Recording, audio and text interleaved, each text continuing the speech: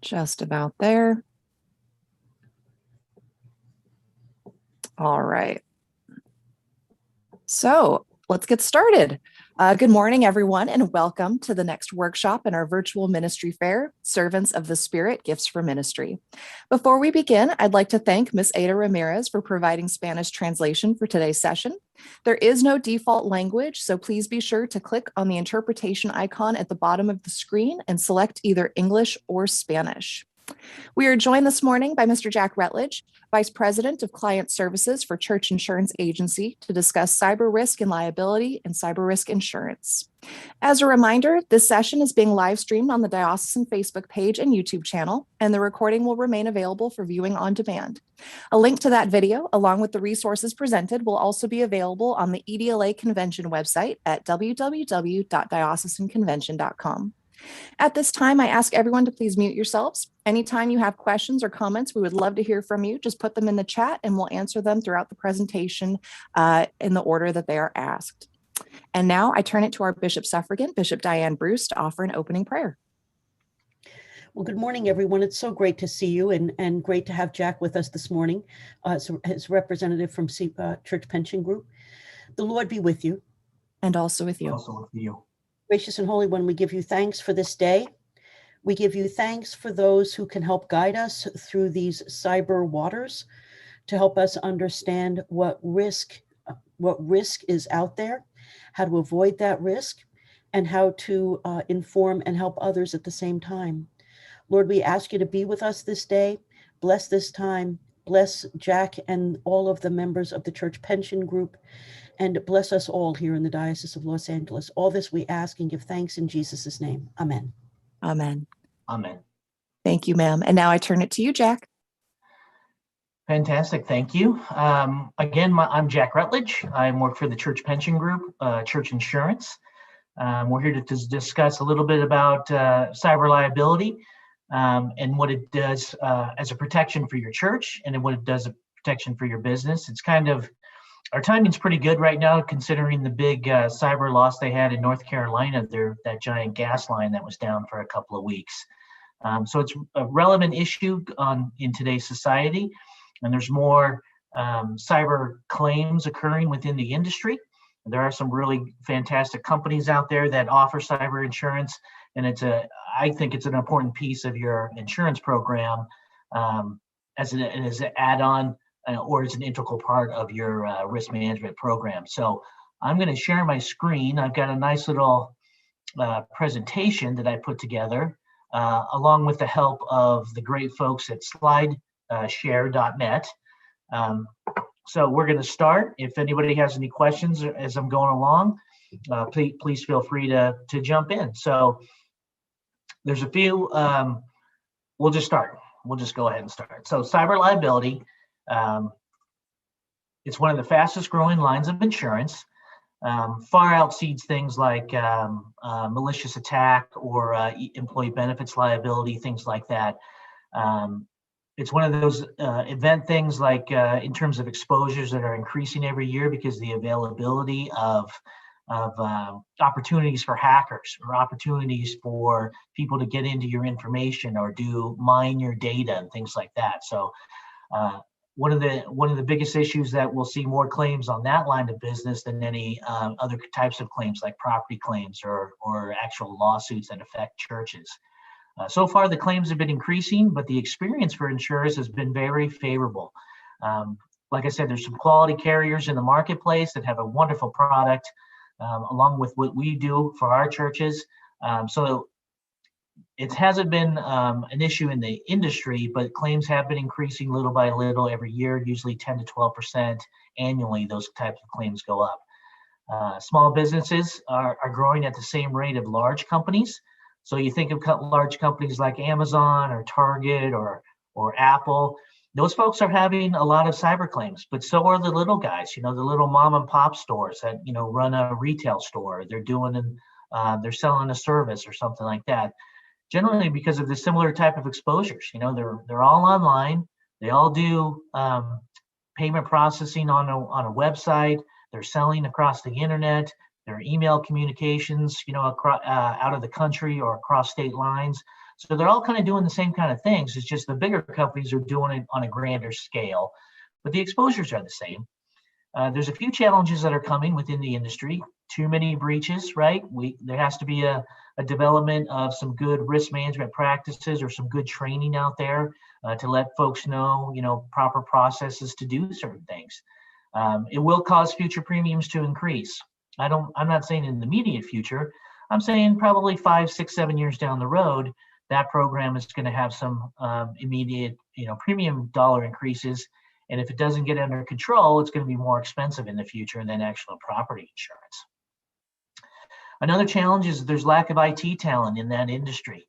They got some great technological people now in the country, but not a lot of them work in a claims department, servicing those type of claims. And there's an expanded attack opportunities for the hackers. With the advent of smart appliances, it's just another avenue for hackers to, jump into your network. You've all seen the articles where the thermostats are getting hacked into. If you've got a smart refrigerator or a smart coffee maker, those are opportunities for hackers to get into your data or hack your network. There was an actual church in Los Angeles that actually did receive a hack last year, and that's how they got in. The smart coffee maker that just turned on at the opportune time in the morning. That's how the hacker got in. They started mining their data through their network. Cyber insurance today, it is a gap filler. Technically, it's not covered in any other form of your insurance policy. It's not covered under the property. Data is excluded as a real property. It's not like a building, or it's not like a artwork or anything like that. It's kind of an intangible piece of data. It's usually excluded. Some people think general liability covers cyber. It's also excluded as an intangible property. It excludes the limits of coverage for many exposures common to companies conducting business in the e-world. And that business is not just related to like the sale of goods or services. It's also related to taking donations online or processing payments online, conducting business via emails. Those typically things are excluded under your general liability form. So it's also excluded under your E&O, which is basically a professional liability. So you folks carry pastoral counseling liability. That's your professional liability in your policy. But it doesn't cover any typical cyber kind of loss. You could also say crime coverage. Some people think that crime coverage, which is your employee theft coverage, also should cover cyber, because in some of the older forms, you still could find kind of like a wire transfer fraud coverage or payment transfer, type of coverage. But now that the industry has gotten more, I would say, more experience in the cyber world, they've really tightened up their policy language and have excluded a lot of the cyber exposures and the other forms, and really trying to push it in its own form, cyber liability form. So it is kind of a gap filler. It kind of gives you that coverage that you have to, depending on what you're doing online, versus some of the old traditional type forms that were trying to, be all inclusive, when the form was originally written. So it is now another piece that you could add, like workers' compensation, right? It's another piece that you add to your program, because losses are going to be there, and you don't know what kind of exposure that you have until you really start talking about it. So what kind of misconceptions are there in the data world, right? Some people that don't believe in cyber because they think their information is protected by an IT consultant, they're using a third-party vendor, or they back up into the cloud. Number two, the data breach is covered under the general liability. I just referenced that. Typically, they're not. And the reason that they're not, a lot of it, is because, like I said, carriers want to be more specific about what's covered and what's not covered. And the great thing about cyber liability, it is one of the few liability policies that reimburses you for first-party claims. So cyber liability covers a lot of things, but the main thing it does, it covers the first-party loss and a third-party loss. The first party is the church. Somebody breaks into your church office and they steal all your files, your paper files. That's a first-party loss. A third-party loss would be they go after your vendor. You hire a third-party IT company, they're backing up all your data on a monthly basis. They get a breach, a security breach, and they stole all your data online. So what cyber does is it basically reimburses you for all those costs associated to the third-party loss. And I'll go into those costs a little bit later, but a big thing is you have an obligation to notify people that they have a data breach and that their identity might be compromised in that breach. So it's time, it's money, it's effort, it's your reputation. Those things can be reimbursed. General liability policy doesn't reimburse you for those kind of third-party losses. The third misconception is our employees would never act maliciously. That's true. You got some quality employees that work in your churches, quality volunteers. But generally we've seen it's not that they're doing malicious activity. It's just they happen to open an email by mistake, or they happen to, go onto a website and it's asking them to download a program, and they do it thinking that they need to do it to do their job. And then they download malicious content. Usually it's by accident. It's usually by, a mistake. Like I said, it's never really intentionally, but the exposure is still there. Number 4, the cost to respond to a data breach is low. Sometimes it is, but sometimes it isn't. And I'll reference that a little bit later. But generally people don't find that they have a breach or realize they have a breach up until like 1 year later from when the breach was started. And they've been mining their data for that whole period of time, and they just happen to realize it now. So the cost is there because you have to go back to find out when the breach affected you. When did it start? What kind of data was stolen? Do I have to replace all my equipment? Do I have to hire an outside IT person? How long? And then you have to wait for the time that it's spent for the IT company to figure out what's going on. So a breach could take, a couple of years to determine when you found it and how long you're going to have it to get resolved. And number 5, most data breaches happen to big companies. I think that generally those are the ones that you hear in the newspaper, but that's not always the case. All the exposures are the same, whether you're a large multinational company or you're just a small church. You're doing the same kind of activities. You're online, you're sending emails, you're taking payments, things like that happen across state lines or across businesses, and all the exposures are the same. So as we go on, there's a institute called the Ponemon Institute, and what this institute does is they do a study every single year, and they determine the cost of claims for the insurance industry. Really, what they do, so they basically, their studies do what is the effect of all these claims on the industry every year? What is the effect on not just the industry, but what is the effect on society? So Ponemon does a cost of data breach study every single year. The last one was 2017 that I got this data from, and they identified 3 broad categories of breaches: human errors, system glitches, and malicious or criminal attacks. So the human error one is, staff members send sensitive information to the wrong recipient via fax or email. Sometimes that happens. You have an email that you're trying to send to multiple recipients, and you type in somebody's name wrong, and it gets sent to the wrong person by mistake. Mistakenly make information public on a web server or website. Sometimes that happens. You post something on your website or in your newsletter that's posted on your website. That you might be infringing on somebody else's copyright, or you take a snapshot of a poem or a song from somebody else, you post it on your website. That happens as well. Losing or improper disposal of data, including paper records. Sometimes you're supposed to be shredding everything, or as an obligation for California, you're required to hold on to paper data for a certain number of years. But at the end, you're supposed to shred everything in terms of getting rid of it. Sometimes that happens and people just throw away pieces of paper without, realizing what's on it, and they just winds up in the dumpster. And there's a loss of encrypted laptop, cell phone, or storage device. And this happens, even to people like me. I travel quite a bit. Sometimes, I have my laptop stolen, out of my hotel room. That's happened to me during my travels. Lost my cell phone once in a rental car. Those kind of things happen once in a while, human error, but you don't realize what's on those devices or how easily they can be jailbroken, to get that data. The second type of breach are the system glitches. Again, it's not a lot of people doing mischievous things, but it's sudden or unexpected, usually temporary malfunction in a computer system or network, right? Somebody clicks on the wrong website, they click on the wrong attachment, they get an email that looks like it's legit from an IT vendor that's doing some work for them, and they click on it, and it's all malicious software, right? So it can include software failures, can include pathways for data to escape, be corrupted, or destroyed. Problems in applying software or firmware patches or updates, inadvertent data dumps, programming errors, and transfer of data.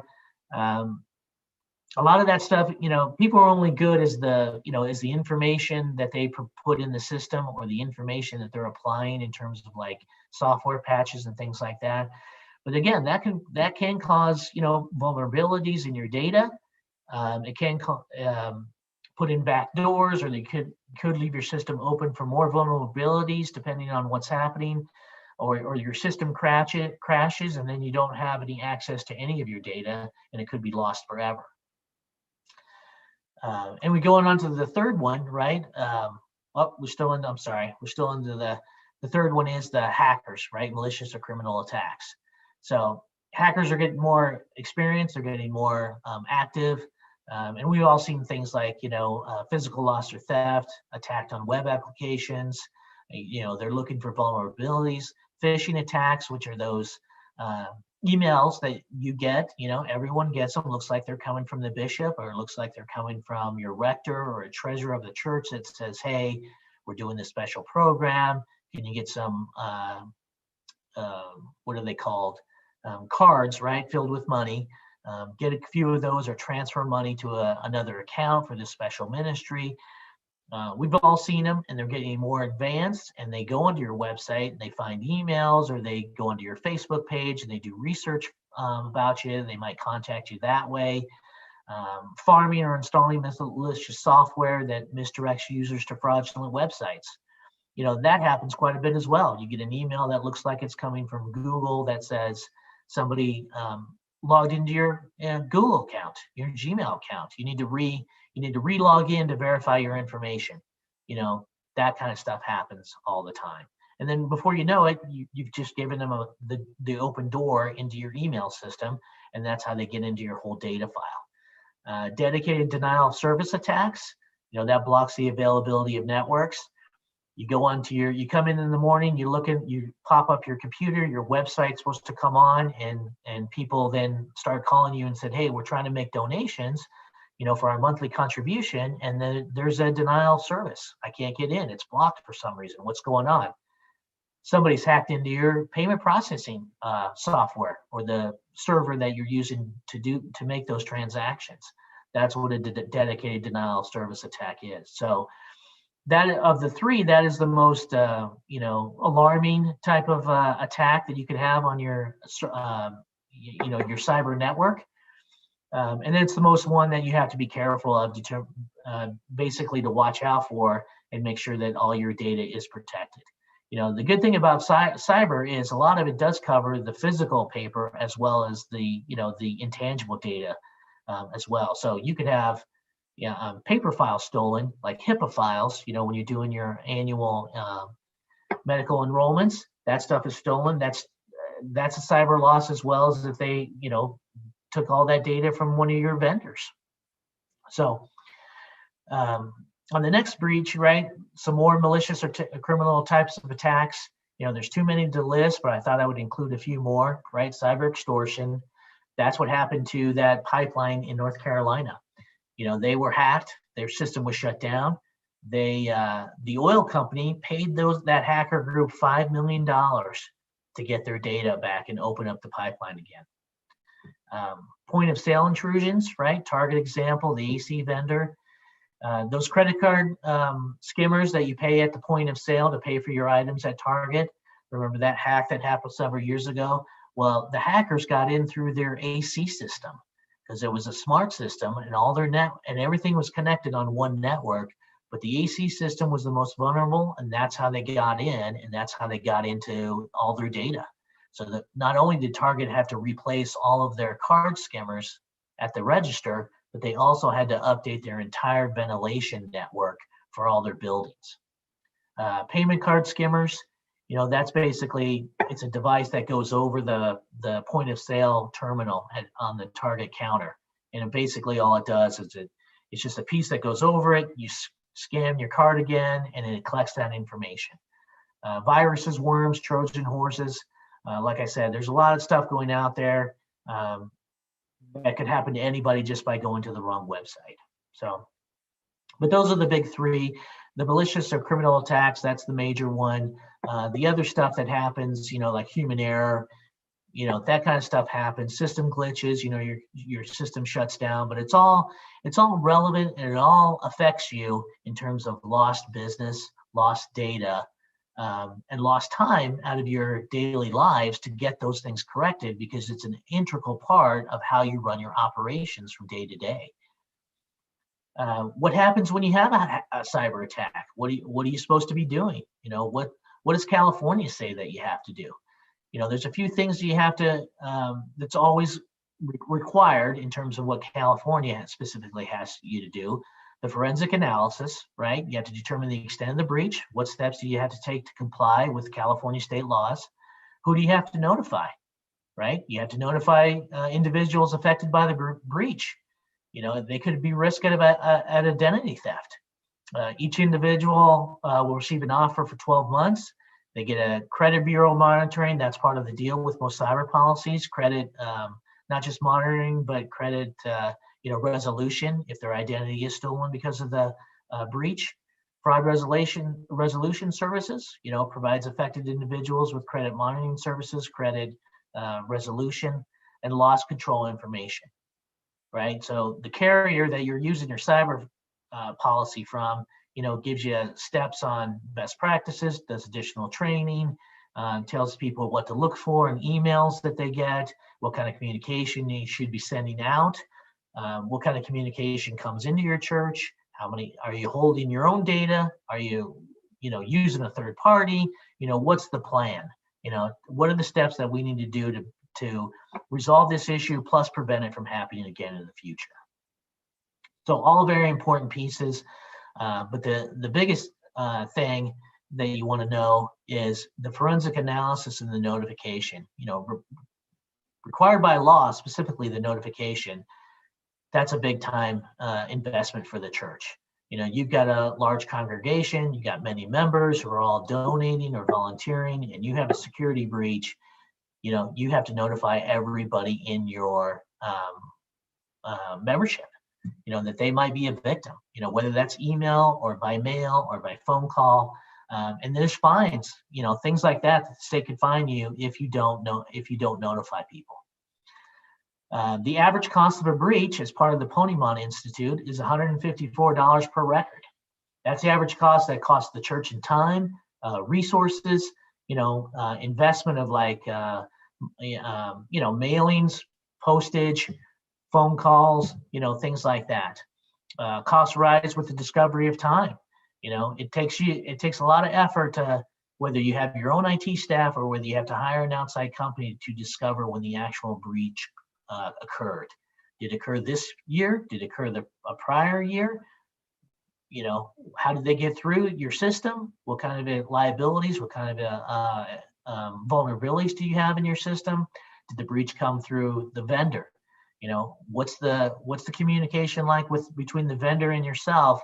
Did they notify you? Is that how you found out, or did you discover it on your own? A lot of variables happen, but the cost does rise with the discovery of time, because you've got a lot of questions. The IT people that you hire will have a lot of questions as you try to figure out what's going on. The Ponymon Institute did find a positive relationship between the time it took to identify a breach and the total cost of the breach, as well as between the time it took to mitigate the breach and the cost.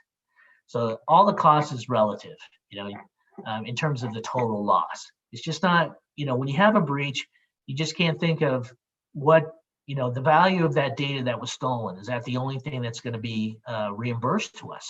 No, the other costs occur. The time that you take away from your normal job duties to allocate your resources to fix the breach. Do you have to hire outside people? Are you going to have volunteers come in?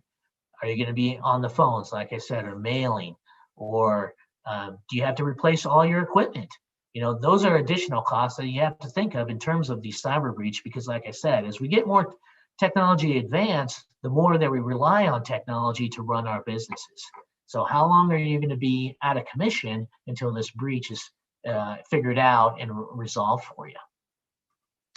On average, it took respondents 280 days to spot a breach caused by a malicious attacker and 82 days to contain it. So 280 days, that's almost a full year before somebody figured out that they had something wrong with their computer. Was the computer glitchy? Did it shut down automatically? Were you just getting random pop-ups? Those are a few of the signs that you can take with you to say, hey, something might be wrong with our system. What's going on? It's shutting down almost on a daily basis, or I'm just inundated with, pop-ups or your spam emails or anything like that. That's the time you want to maybe take a look at your system and do a test to see if there's any malicious software on your system, or somebody's logging your keystrokes or something like that. Breaches caused by system glitches took 173 days to spot and 60 days to contain. And those caused by human error took an average of 158 days to notice and 57 days to contain. So it takes a while. You might not see, something that's wrong with your system right away. It could take 6 months. It could take a year to notice something, and then it could take a minimum, of 60 days to actually figure out what is wrong and take care of it. Whether it's a bunch of patches that you have to install, firewalls you have to install, maybe you have to get a whole new system, maybe you have to switch third-party vendors that you're using to back up your data. Time is money. That is the consensus, right? With any type of business, time is money. And when you have to allocate your resources to something that you're not expecting, you're losing valuable money that you could use to run your ministries and run your church operations. Data breach cloud services. I've heard this a million times, but Jack, we have our data hosted by a cloud by the vendor. We have no risk. Unfortunately, you still do, right? I mean, that's the first step. I mean, churches are proactive. They're backing up their data on a monthly basis, which they should be. That is the first step in protecting yourself. But your vendors could still have a breach themselves. Recently I had a church in California, in Los Angeles, where their vendor was hacked. I got an email from that church. They had a substantial sized school attached to the church. And notified that the vendor was hacked and that their data was compromised. We started the process on our end, but the vendor was they did a fantastic job. They were very forthcoming with information. They started the process as well. And fortunately for them, the vendor went through their system as a test or a check or a backup and realized that none of the data was compromised. They had somebody that did hack into their system, but the good thing is they didn't take any of the data. So that's a win. But you still have some exposure, with that, and you still could suffer a loss, even though you are using a third-party vendor. So one of the things you have to look at with vendors is, let me give you the definition of the cloud first. I mean, this is going to be a simple thing, but it's any service which data is housed on an outside provider server instead of in-house servers. So there's a couple of things with the cloud. You can go to a cloud-based server company. There's a few out there. Basically, they just back up your data once a month and it's automatic. Or you can hire a specific outside IT company, a company like Blackbaud, B-A-U-D, that manages your data for you. Any subscription-based pay-per-use service that in real time over the internet extends IT's existing capabilities. A couple of examples: Basecamp, Salesforce, Gmail, Hotmail. So really their sole purpose is you have this cloud, which is this infinite space that you can pay for on a monthly basis, where they will provide a system where you can store your data. So it's like a physical bank in the Ethernet that your data is stored to. And then you can access that data whenever you need to. So there is a communication between the vendor and you about the free flow of data from that storage server for your personal use in your church. And then you have a contract with that cloud-based server, right? So when you go back and they say, we have no risk because we have this great contract with this cloud-based company that's backing up all of our data, what does the contract say? What do they say in terms if they do have a leak? Who's responsible? If that server or if that vendor is hacked, you're going to hope that they have their own cyber liability insurance. What does the contract say in terms of who's responsible for what? Typically what I see in those contracts is a liquidated damages clause, a pre-estimate rate that is enforced when a loss occurs. So really the vendor is saying with that is they're saying, okay, we have a breach. They got through your stuff through us, but we're only going to pay this. Regardless of what your actual loss is, here's what you've negotiated with us up front. This is what we're going to be responsible for. Is that going to take care of what your needs are? Who knows? You just have to read the contract. It may be limited to a certain dollar amount, like I said, or amount paid for services for the contract period. And the provider does not pay for bodily injury losses when down or during the restoration of data. So bodily injury is what your general liability form pays out. So your general liability form, if you're the injured party, like the church, during a cyber loss, you are the injured party. Liability pays out bodily injury or it pays out for property damages. So your bodily injury, that's the loss that you take to incur, loss of revenue, loss of time, some punitive damages, things like that. Typically, those kind of contracts with cloud-based servers don't really pay for that. And that's why you need a good cyber policy that does cover your third-party losses. Because you will have some downtime. You will have some time where you shut your doors to try to figure this out. You will have, like I said, you will have to hire an outside party, which is going to cost you money, to figure out where your data is. So one of the best things you can do is, if you haven't done recently, take out those contracts, take a look at them, see if there's any of these clauses in there that says, hey, cloud companies will say, we accept that the breach came through us, but according to the contract, we're only going to pay you $5,000. That's it, no more. That might be something where you look for a new vendor, or you have a good cyber policy that, pays the additional fees that you incur because of this vendor loss. Some of the other risks that you could, I guess, be a victim of, in terms of your cyber data is ransomware, right? Hackers hold your data hostage. I keep going back to that gas pipeline in North Carolina. That was actually a ransomware hack. They broke into their system. They come in the morning. There's a note on your computer that says, we have all your data. Pay us so much in Bitcoin and we'll release your data. That doesn't happen so much on the church side, but it is an occurrence, and your cyber policy does cover for those kind of events. And it is kind of scary, right? When you come in, you see that on your computer and say, the first thought was like, well, what do we do? You call your claims department, they send out IT professionals, and we get your data back to you so you don't have to pay these ransoms. Unfortunately, that company in North Carolina, that gas company, they did pay. They paid $5 million to get their data back. And that was the only way that they could get up and running again. And it's been a couple of weeks. You saw on the news, people were panicking, filling up gas cans, filling up metal drums of gas in the back of their vehicles because they were panicked of what the gas shortage was going to mean to their area. And that's the purpose of these ransomware attacks. Cyber terrorism, that doesn't happen on the small scale, with churches or usually nonprofits, but that could be something that comes up in the future, where it involves those two primary elements, cyberspace and terrorism, the use of information technology by terrorist groups with intentions of personal gain or widespread damage. So you do have terrorism coverage. That is a thing that comes on every policy. Generally, the insurance companies include that with everything that they write, every policy that they write. It's a percentage of your premium. It's usually 1%. That's the cost of terrorism coverage. But even as we call the TRIA Act, which is the Terrorism Risk Insurance Act, does not cover cyber loss, and it does not cover pandemic losses as well. So there's a mission within the government ranks that the TRIA Act needs to be revised or updated for the technology that we have today. you can't rely on terrorism coverage in your policy to pay for this kind of a loss of cyber terrorism.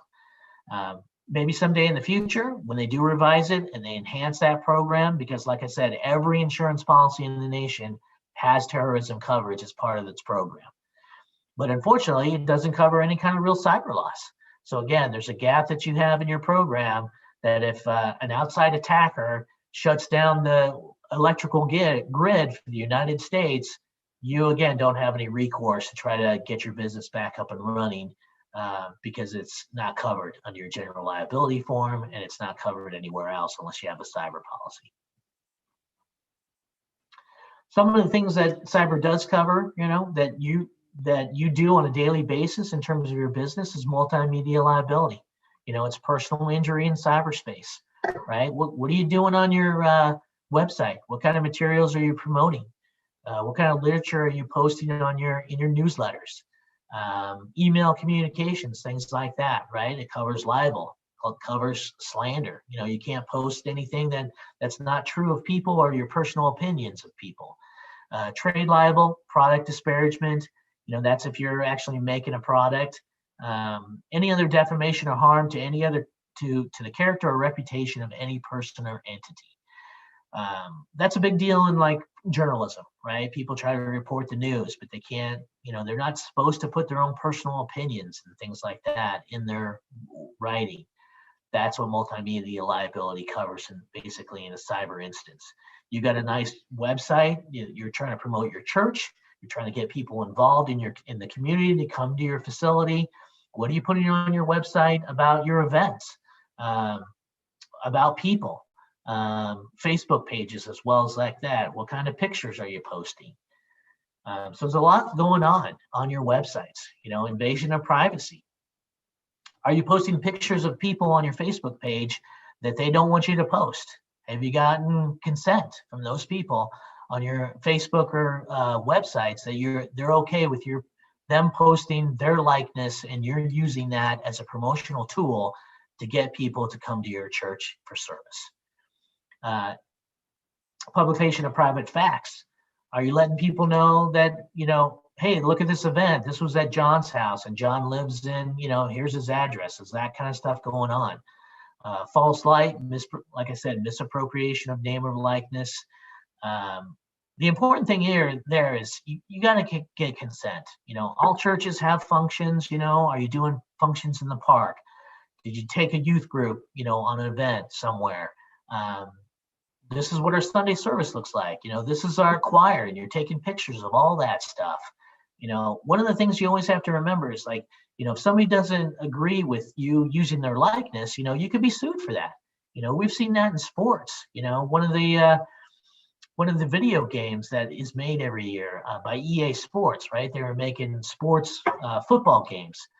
Well, football players in college sued them because they didn't have permission to use their likenesses in their video games. So it happens. It doesn't happen a lot, but it does happen. And somebody might be offended because you took their picture when they were in the choir and you posted it on their website and they didn't want you to do that. And now they're, unhappy. So that's the biggest, I think one of the bigger exposures that churches have is the use of your website to attract visitors, to promote yourselves and what you're doing in the community. And you always got to make sure that you've got not just implied consent, but written consent usually, or if you've got consent on their website. In legal circles today, they can use that consent on a website just as well as they could use a written consent on paper to justify what you're doing. Photos of children, there's a COPA compliance now, right? That's a big deal with kids. That's a law that was passed only several years ago.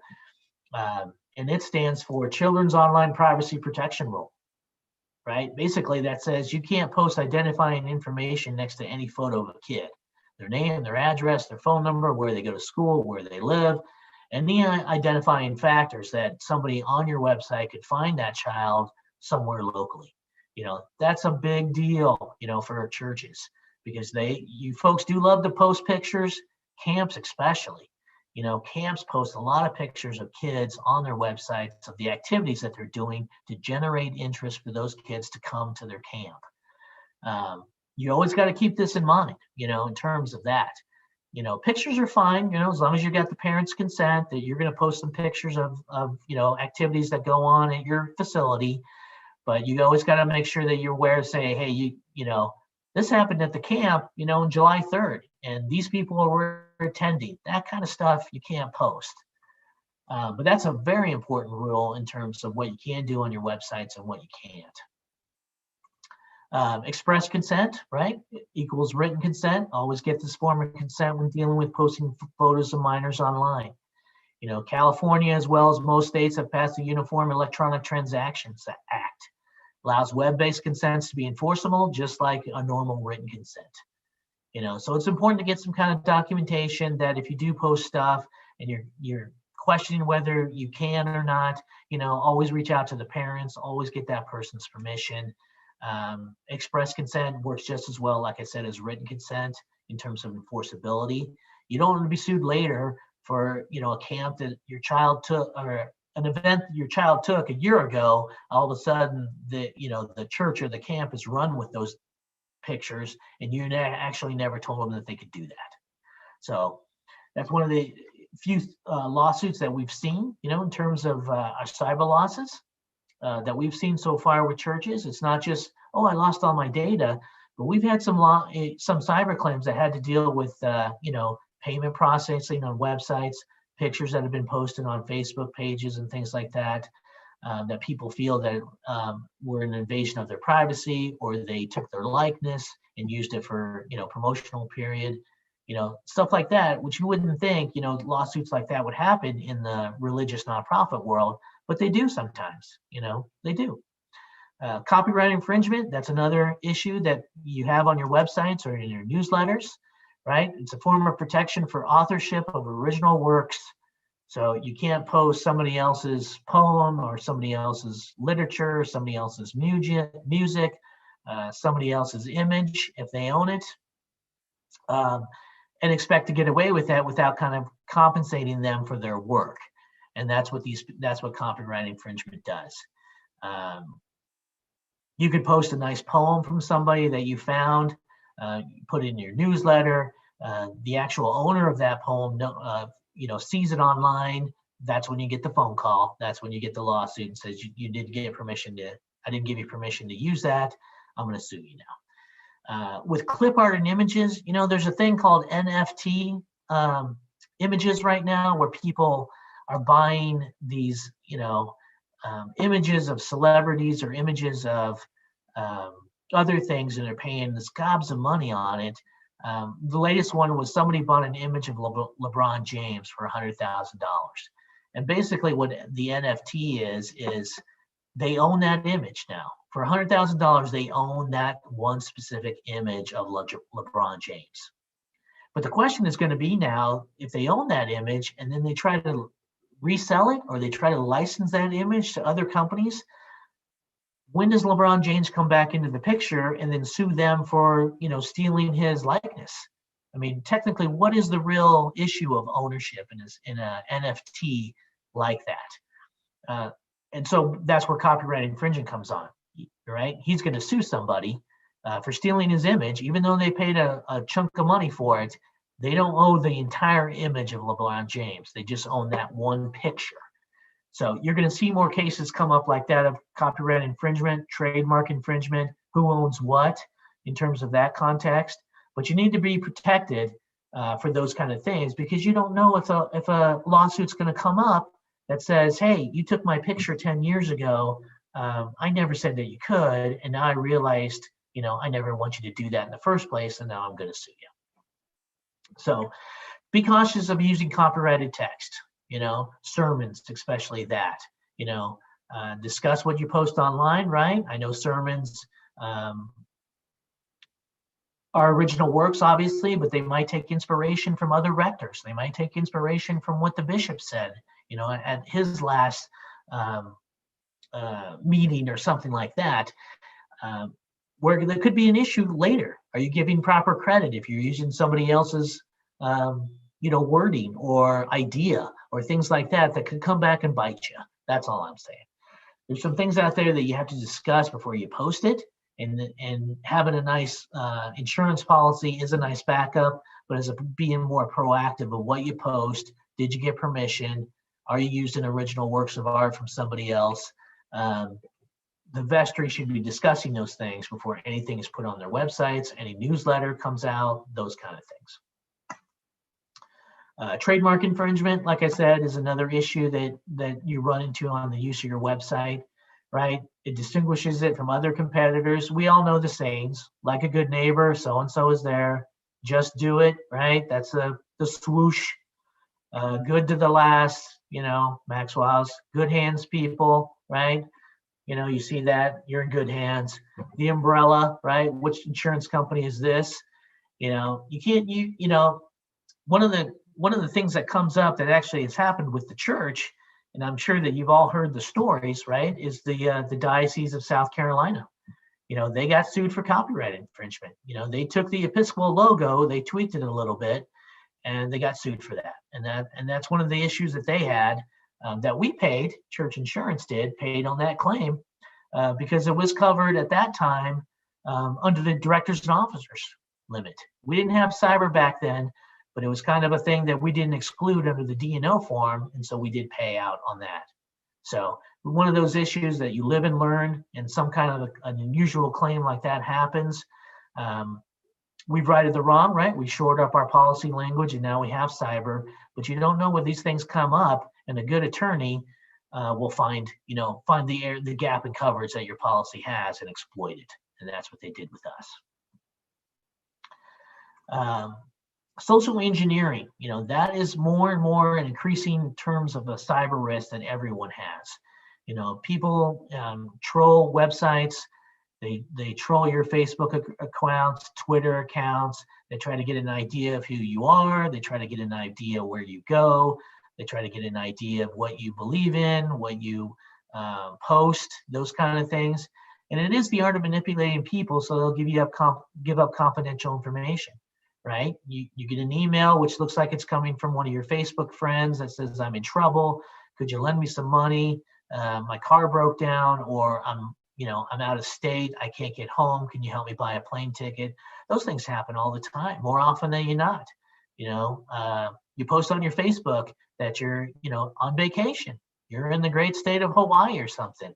Somebody sees that and realizes that you're not home, and then they, figure out a way to get into your house with smart locks now that people have. They have smart cameras they can hack into. The next thing you know, they've hacked into your bank account. So the trick is that they're trying to get you to give them your passwords or bank info access on your computer. And like I said, they target you by studying your Facebook or social media.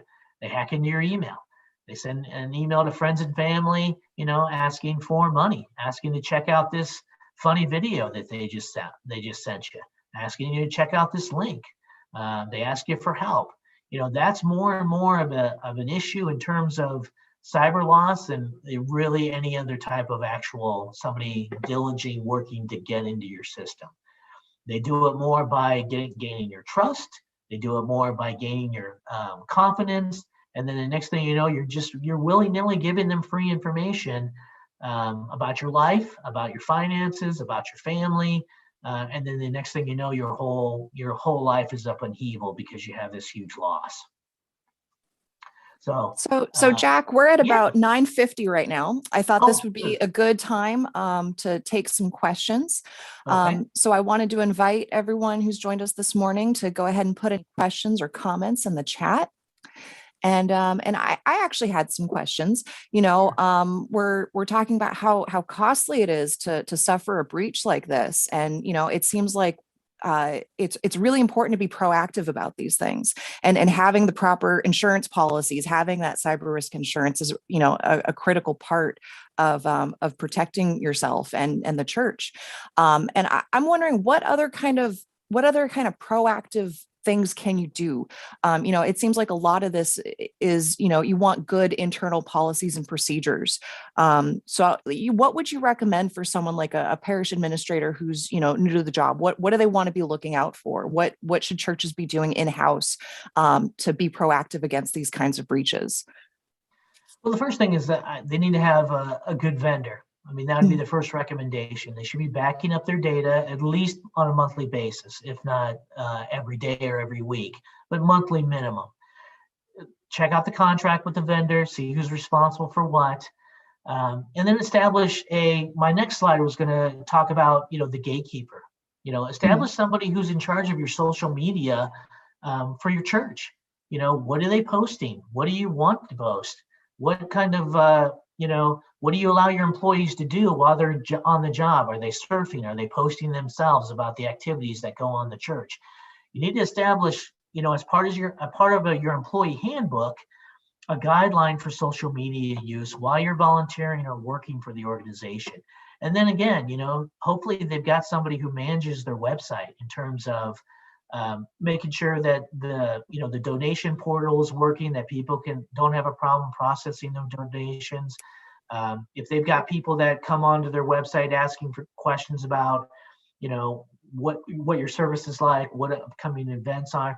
So I know it's volunteers, and I know resources are sometimes, limited at certain churches, but they should have somebody really that manages their social media exposure in their website, because you don't want to post something that you're going to regret later. As the insurance person, and if they're with us for insurance, or they're with, another company, get that person out there to their church, have them run through some best practices. I've got a bunch of data that I hand out to my churches that say, here's some guidelines. You don't have to follow every one, because every church is different, but you need to be talking about these guidelines with your vestry, and getting something in writing, in place, either as part of your employee handbook or as part of an actual program that you want to institute, to say, we got a lot going on. We got, our church is pretty substantial. A lot of people come into the church. We're doing a lot of stuff out in the neighborhood. We're communicating with all of our volunteers, who are at home right now. What kind of data is flowing into the church? What kind of data is flowing out of the church? That's really what the questions they need to ask. But the first thing is get a vendor, read the contract, update your data, right? Don't hold any personal data, either paper or intangible stuff, on your premises.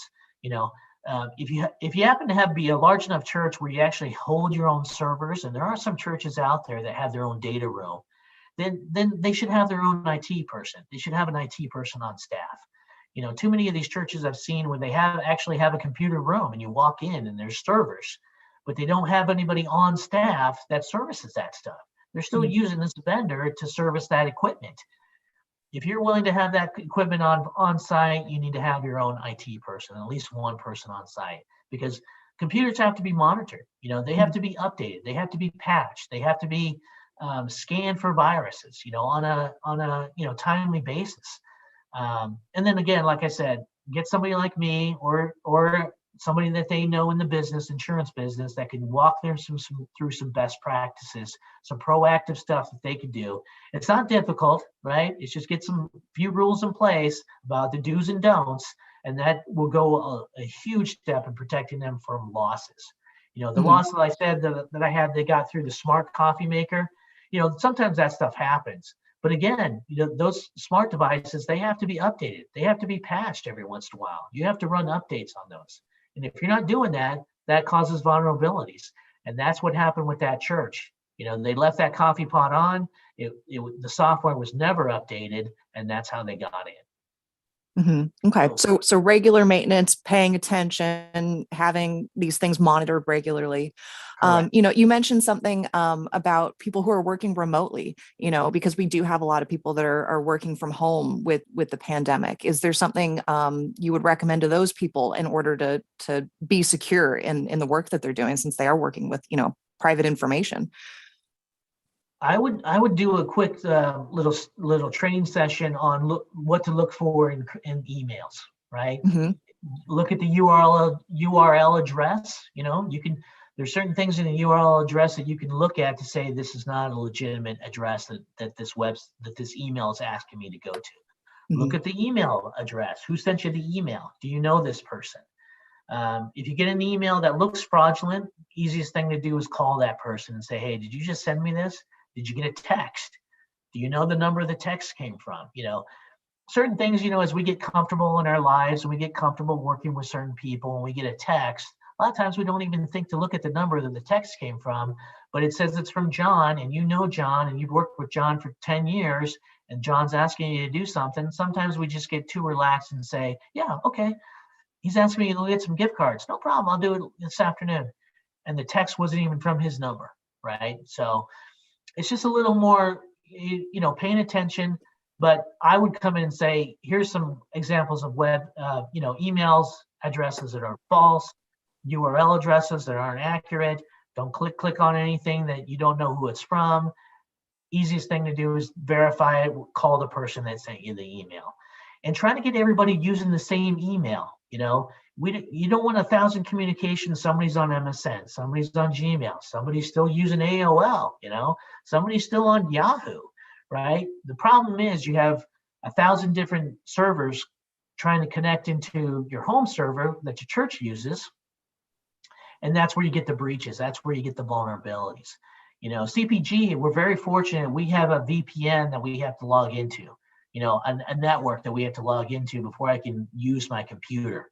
Mm-hmm. So, that's a secure line. I know that's difficult to set up on churches, but when you set up when you set up your internet, at your church, and you're paying Cox Cable or CenturyLink or whoever your internet company, SBC Global, you can get email addresses from those companies.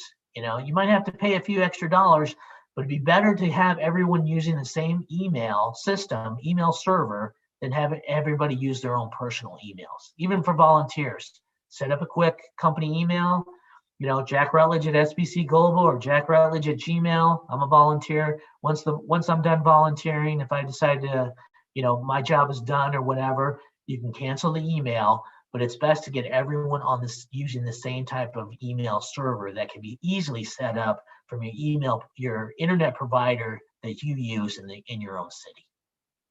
Okay. All right. So we're at the 10 o'clock hour. Are there any final comments, any closing remarks you'd like to offer?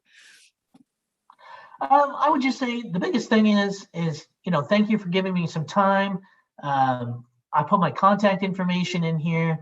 Like I said, anybody can come out and reach out to me, give me a call, shoot me an email. I'm happy to come out and take a look at what's going on, give you some ideas of what you can change or what you can do better. The important thing is get cyber liability if you don't have it now. It is not an add-on to your program. It's an integral part of your insurance program for protection because as I said earlier, it's not covered anywhere else. You do have some exposures. Technology is only going to get more advanced. Look at your car. Pretty soon they're going to be hacking into your car, technology, right? You need something as a backup. You do. I mean, you're going to be out of a lot of time, a lot of resources, a lot of money. You have to find a way to either recoup that loss or pay for that loss because, like I said, time is money, and you have a business to run. You're servicing your communities, your ministry. You don't really want to have those normal day-to-day stuff interrupted by a breach that could cost you 2 years of your whole life, or an identity theft where you're, trying to restore your good name because somebody racked up a bunch of debt onto your name.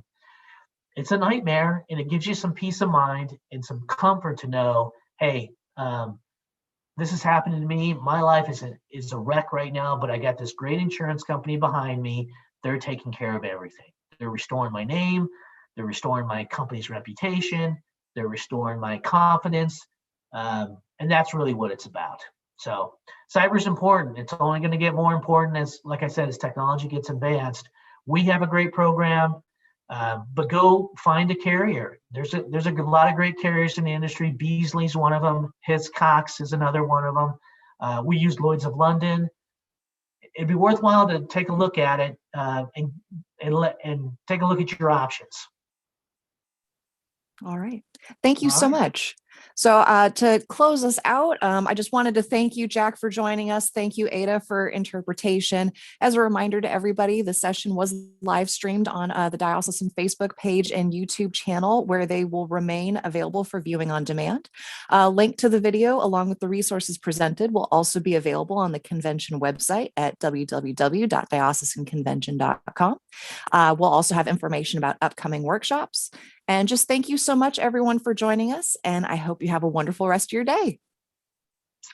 Thank you, Samantha. Have a great weekend. I appreciate you giving me a chance to join your chat.